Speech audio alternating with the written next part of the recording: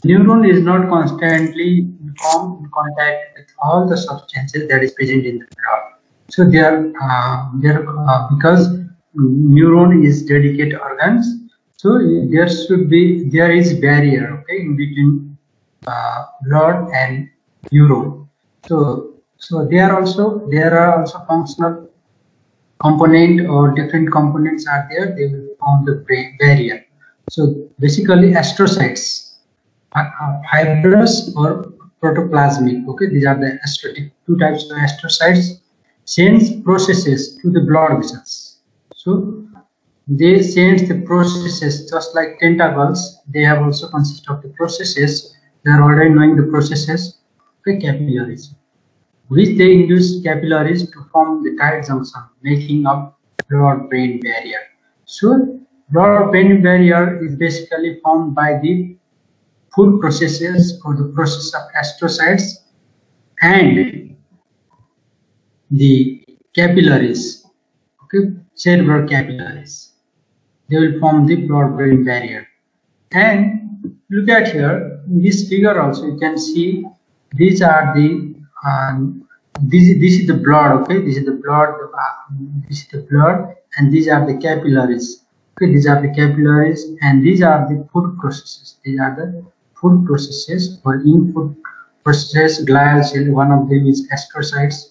So, and there is these cells, okay, these cells, if you look at here, then these cells, okay, these are cells. Can you see these cells? This nucleus is there, mitochondria is there. So these cells, this mitochondria is there.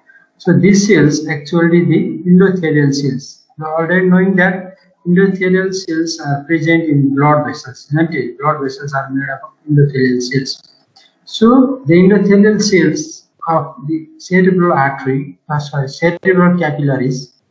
Okay, this endothelial cells of cerebral capillaries, along with these food processes of an input of these astrocytes, they together form the barrier.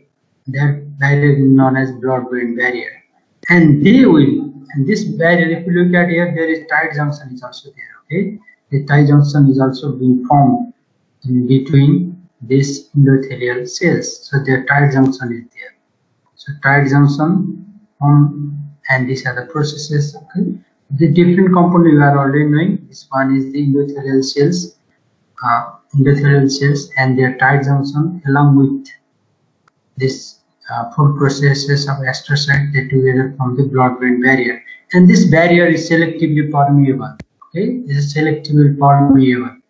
They are permeable to certain substances. They are freely permeable to certain substances, but other substances they are not permeable. Rather, they needs carrier-mediated transporter for the transport of various substances that I will discuss. And this barrier is also not permeable to certain chemicals or certain substances that I will discuss. Look at here, this lipid-soluble substance get diffuses. Look at here, then effectively prevents protein from entering the brain and slow the penetration of some smaller molecules as well. Basically, to the protein, I am discussing on the protein. So they will prevent the entry of the protein from the blood to the brain. Look at here. Okay, so the blood flow is going on there in the cerebral capillaries. Blood is flowing here. So the protein is also flowing with the blood, and lipids are also flowing with the blood. Glucose, amino acid, all these are the component. You are already knowing the component of blood, and they are present in the circulation. This cerebral, present in the blood vessels. So they do not allow the entry of the protein to get entered inside the brain.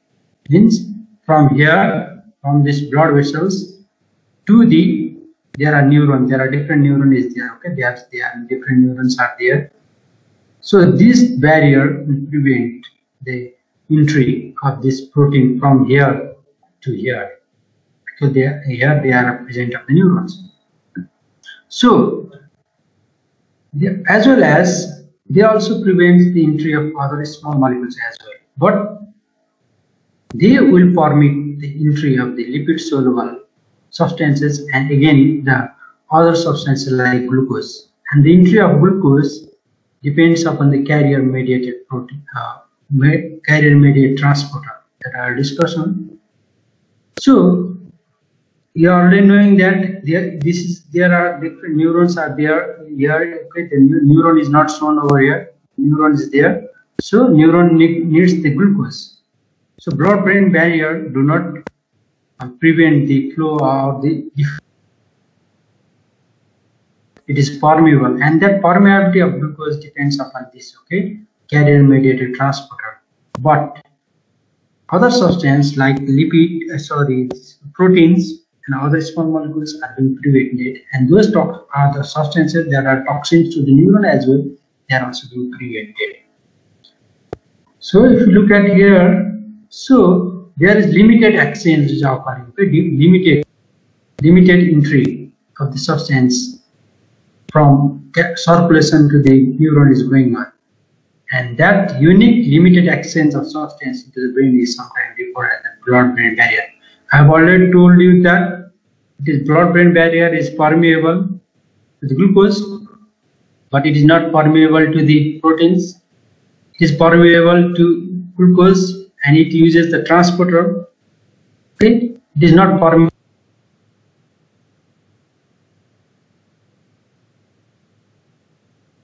The thing is that they are also permeable to lipid soluble substances. Now this is the thing. Now if you look at here, lipid soluble free forms of steroid hormones, water, carbon dioxide, oxygen easily penetrates blood-brain barrier. But protein-bound forms means protein-bound forms hormones. Okay.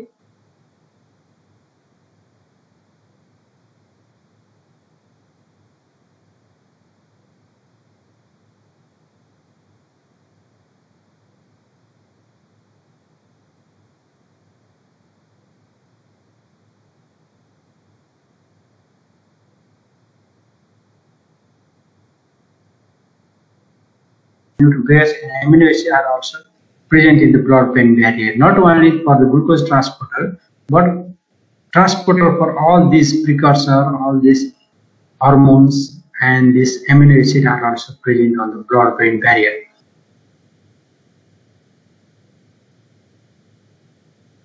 Hormones, all the proteins and polypeptides, and certain toxins are also not permeable. If you look at here, there is one protein, okay, transporter is there. Its name is glycoprotein. Okay, so it has got important role, glycoprotein, in formation of blood-brain barrier. Actually, variety of drugs and polypeptides. I have told you that the polypeptides do not get across the blood-brain barrier, isn't it?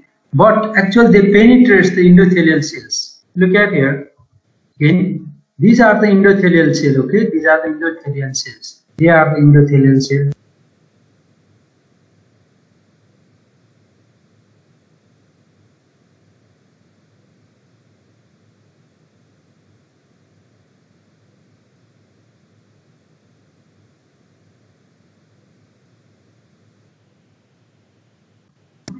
Hello. Yes, sir. College में छु, college को network ले अलिकति राम्रो भएन के भयो. Now look at here, peptides are there. The peptides are there.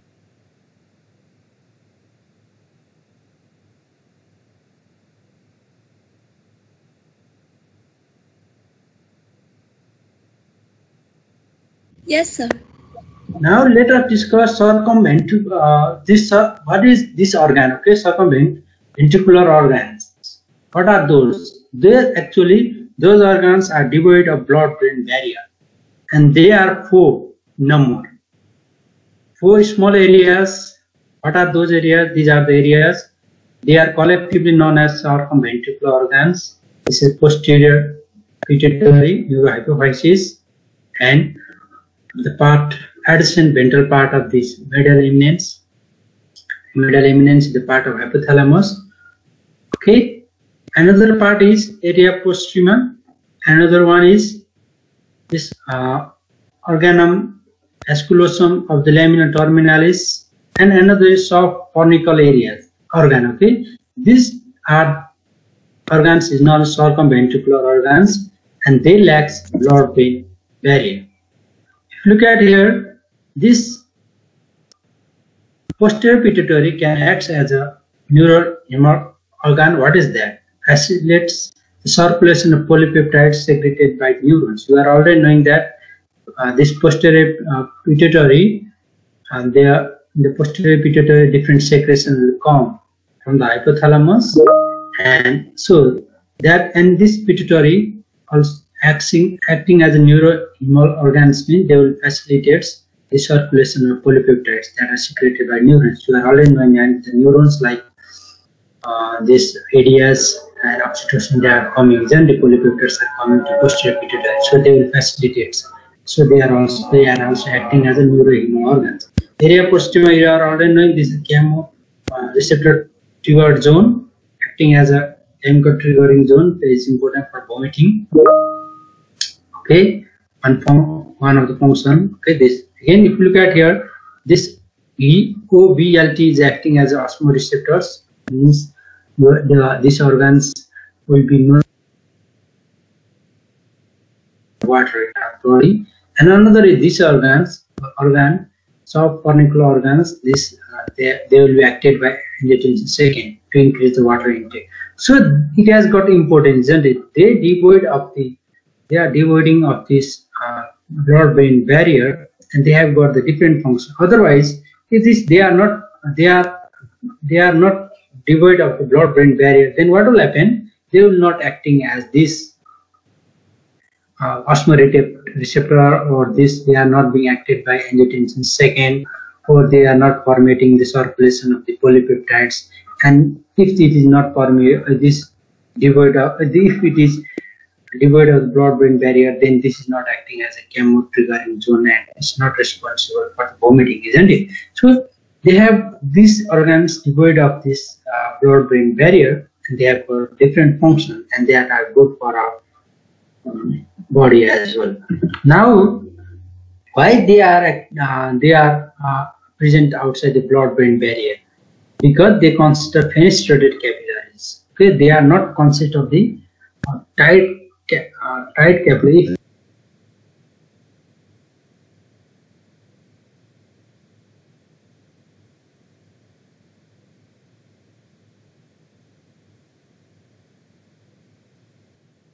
Tight junction is there. However, here in circumventricular organs, the four organs, they consist of fenestrated capillaries, so they are outside the blood-brain barrier. Am I clear? And this again, this circumventricular organ, this fenestrated capillary are also present in pineal and anterior pituitary. Actually, they both are not the okay, but they are also considered fenestrated capillaries. Am I clear? Yes, sir. Hello. Hello. Clear, sir. Hello.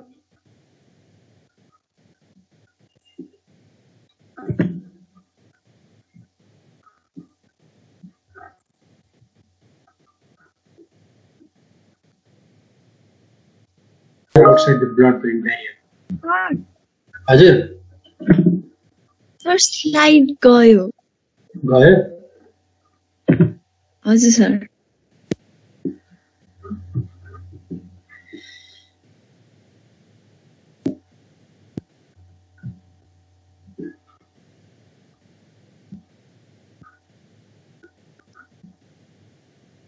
Now can you see? Now you can see? Yes, sir.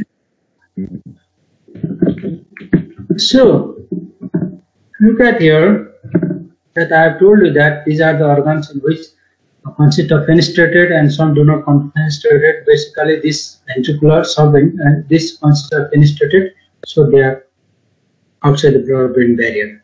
Now, if you look at here again, you look at these organs that I have told you that these organs, okay, these organs, this Yana means neurohypophysis, okay, anterior area prostrema, and another is this organum musculosum, and this one, the short fornicular organs, this collectively is known as this circumventricular organs. You can also note that in book this pineal gland and this subcommensural organs also been shown, but they are not related to the circumventricular organs. Okay, they are not related to the circumventricular organs, but these are four. This 1, 2, 3, 4 are the circumventricular organs. Now, what is the function of blood-brain barrier? Strive to maintain the consistency of environment of the neuron, so it is selectively permeable, so it will maintain the consistency. Another, protect the brain from the endogenous and exogenous toxins in the blood, so they will not allow the entry of those toxins. Prevent the escape of neurotransmitter in the general circulation. Okay, the neurotransmitter is being produced by the neurons; they are not going to the circulation by the presence of the blood-brain barrier. Some facts about the blood-brain barrier. Now, you are already know dopamine and serotonin. Okay, dopamine and serotonin, they can penetrate the brain tissue, but you are already knowing Parkinson disease. When you talk on the Parkinson disease, then L-dopa and another is this serotonin derived. This one is easily permeable. Means so. Dopamine and serotonin, they are not permeable.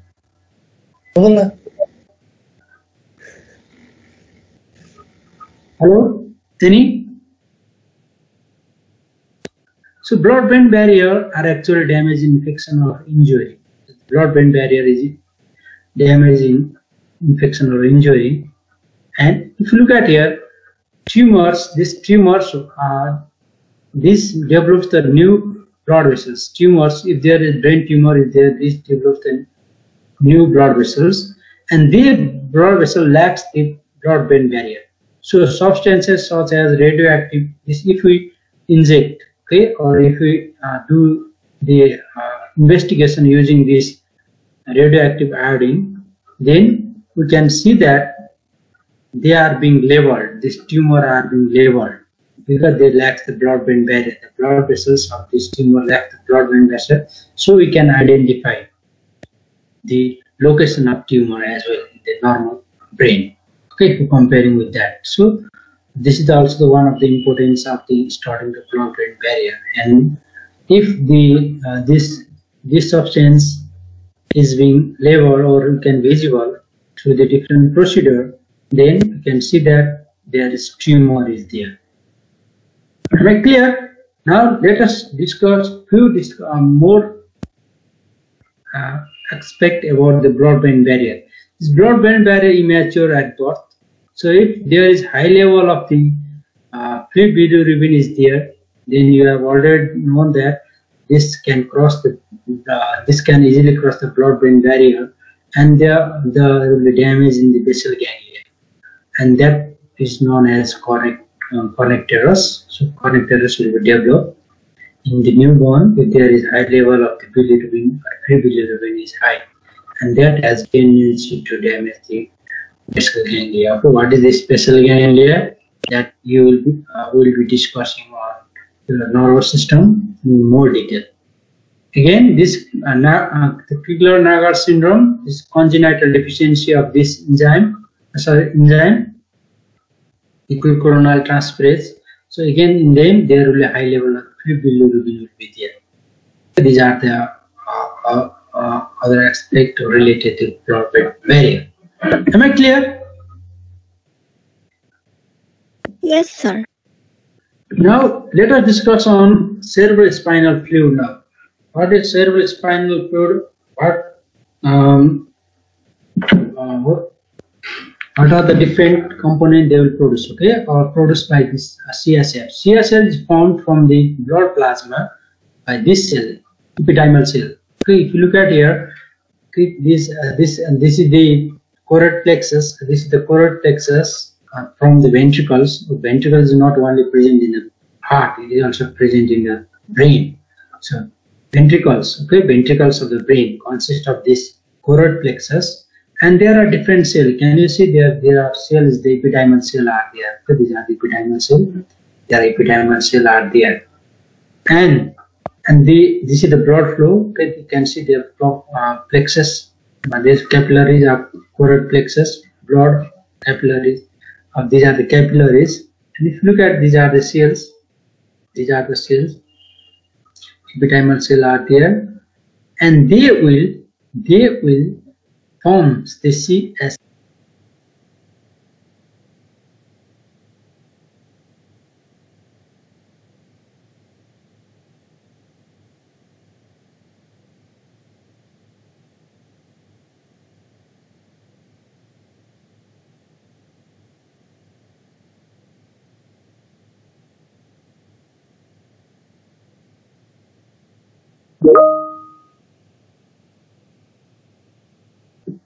Let me discuss, okay, that I have told you that they are being produced by this choroid plexus, and the cell is epidermal cell.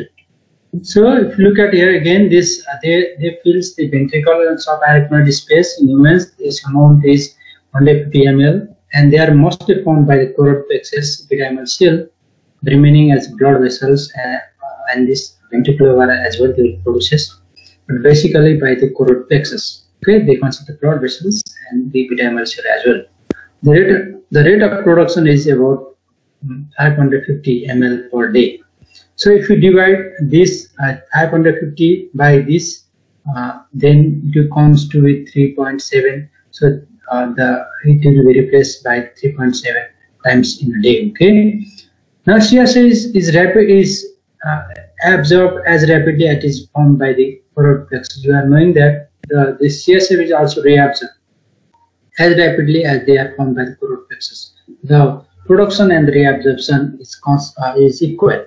So the level of the CSF in the ventricles and subarachnoid space is constant. Now, if you look at here, the component cell is essentially the same as that of brain extracellular fluid. Okay, and if you look at here, these are the composition of CSF. Okay, the level of the sodium, potassium, and different ions, and is being shown, and glucose level as well. Okay, 64. Okay, you should be knowing this is important for this for discussing. If you are discussing on viral infection or bacterial infection, then the level of this will be changes. So make on that as well. And these are the ions that are present. Basically, glucose is importance. Okay, it's important. So in viral infection or other infection, you will be knowing the changes of this composition in the CSF. Now this is the circulation. Okay, I have told you that CSF is formed by the choroid plexus, and this basically by the lateral ventricles choroid plexus from the CSF, and they will go to the lateral ventricles, and again through the interventricular foramen, the CSF flow to the third ventricles, and this CSF is also being produced by third ventricle choroid plexus, so it will add, and from third ventricle it will go to the, and this fourth ventricle choroid plexus also produces CSF. So, and from fourth ventricle it's going to the subarachnoid space. Okay, and through this lateral and middle apertures opening, they are from fourth ventricle it is going to subarachnoid space. From this subarachnoid space, again they will be reabsorbed. Okay, they will be reabsorbed in the arachnoid villi of the dura venous sinuses. In some books we will also see the arachnoid granulation. Actually, there is a cluster of the arachnoid villi. Okay, so this granulation is known as, this granulation is actually the cluster of arachnoid villi. So CSF reabsorb over this place, and from the venous blood it will go to the heart and lungs, and it will again go to the circulation, means it will get mixed up with the circulating blood. Okay, the blood, and again the plasma is there. Plasma is going to the circulation, and they will be formed by this plexus as well. Am I clear? So these are the circulation of the CSF. Am I clear? Yes, sir. Yes, sir. Okay, then function. What is the function? Okay, mechanical protection. So the CSF is important for mechanical protection. This is shock absorbing medium. It acts as the shock absorbing medium. And the homeostatic function. pH of the CSF affects the pulmonary ventilation, cerebral blood flow. So we have already discussed in CSF, isn't it? In case of the pulmonary ventilation, when H plus level is high, okay, then the ventilation increases. Carbon dioxide will be converted, or it will be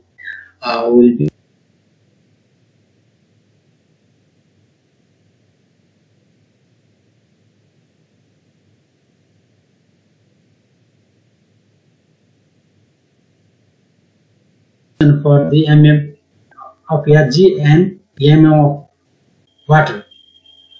Okay, how much mm of Hg is related to mm of water. So now this lumbar puncture CSF is about pressure is 70 to 180 mm water.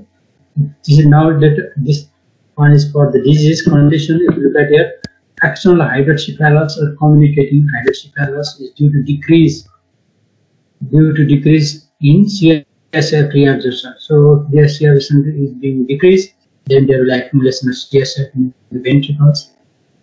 Then that will cause the external hydrocephalus and communicating hydrocephalus. If you look internal hydrocephalus or non-communicating hydrocephalus, it is due to blockage of the foramens of the ska and this mesentery or the obstruction within the ventricular system.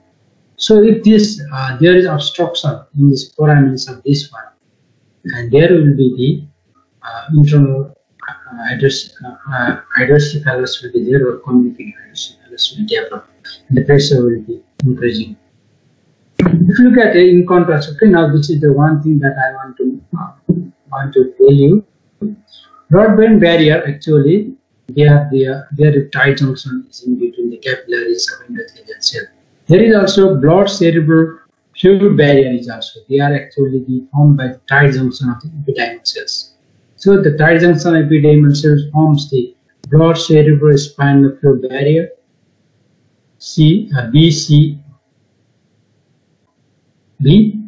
Blood-brain barrier is actually formed by the tight junction of the brain capillaries. Capillary endothelial cell. So I have told you, I have already showed you this one, isn't it? Look at whether it was this is the endothelial cell, and these are the tight junction. They are involved in the formation of the blood-brain barrier. But here there is also brain cerebral barrier was also there. So this epidermal cell, the tight junction is there. In this tight junction, epidermal cell, they are also forming the blood cerebrospinal fluid barrier. Am I clear? So the role of the epidermal cell for the formation of the blood cerebral CSF barrier, and on the blood-brain barrier for the endothelial cells. Am I clear? Am I clear? Am I clear? Okay, this much today. Okay, whether the slight network problem was there. I think